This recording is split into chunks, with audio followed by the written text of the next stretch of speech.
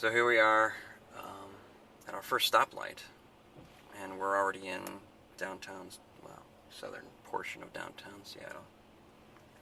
Again, there's Crestfield, heading up to 4th Avenue. Hear the train in the distance. It's a commuter-ish train. It's actually directly below us. The train station's up here.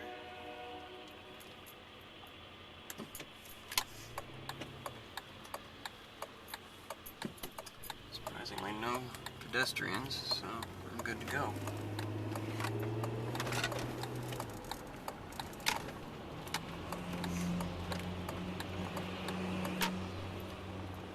There's the, I don't know if I'm blocking it or not, but you can see the new Pepsi logo. Very exciting stuff. Oh, it says pop. Yeah. It's funny.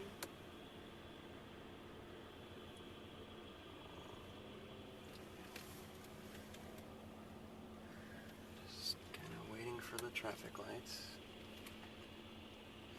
And then we're going to be cutting through Pioneer Square-ish area on Jackson and head over to the waterfront to take that all the way up to Lower Queen Anne.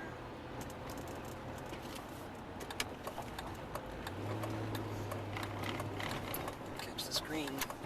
Didn't get it. Alright, here we are at our third stoplight. 2nd Avenue.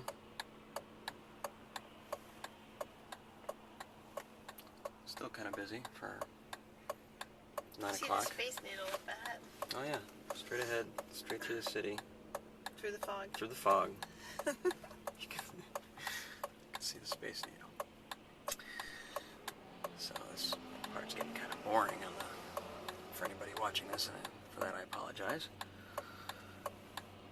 But typically it's jam-packed traffic-wise at about, I don't know, 7 a.m. until about 9, but I would say it takes us about this long to get to where we are right now. It's very typical. It's just a question of how many cars. But the lights are usually pretty good, and everybody seems to be moving. It helps with that commuter lane. Well, and we would have been good if we would have made that light. Yeah.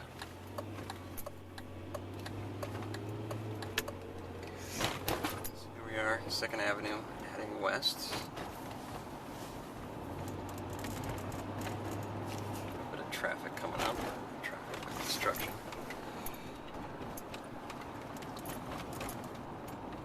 Let's see if Mr. UPS is going to be a problem.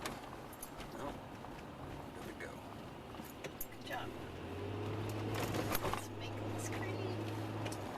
That's 1st Avenue we just passed. This is all Pioneer Square. Lots of offices around here. Turning right on Alaskan. Pier 48.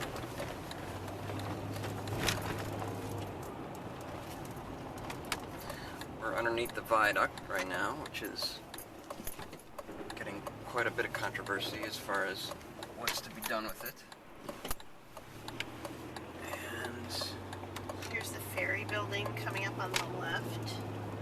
so that, Sometimes you see lots of commuters coming off of ferries crossing over in this bridge up ahead. that's to Bainbridge Island and Bremerton. Cabs up there.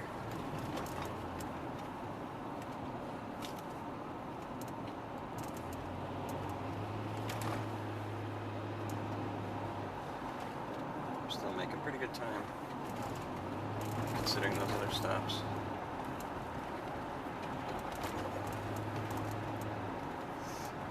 So this is the whole wharf area for Seattle. Very popular with the cruise ship visitors, tourists, and sometimes, unfortunately, it's the only part of Seattle that people see, which I think looks just very similar to other wharfs in the world. Yeah. It'd be nice if folks had easier access to get into the city. Maybe once the viaduct is dealt with, that'll happen. Yeah. there's a big tanker on the left. This has been here for a couple of weeks. Yeah. So we think it's just because of parking. I don't think there's any like construction or it's broken or anything like that. Because typically there's a cruise ship you see right there. I don't know, like every other weekend, but it's not really cruise season right now with it being the winter. So there's another Starbucks coming up on our right, which we're not stopping at today, but we usually do stop at. Just connected to the World Trade Center.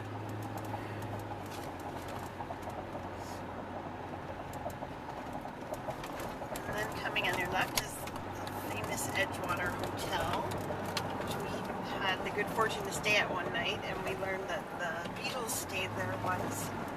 All kinds of other celebrities over the years, because the hotel room, some of them are right on the water. It's very cool. Good restaurant too.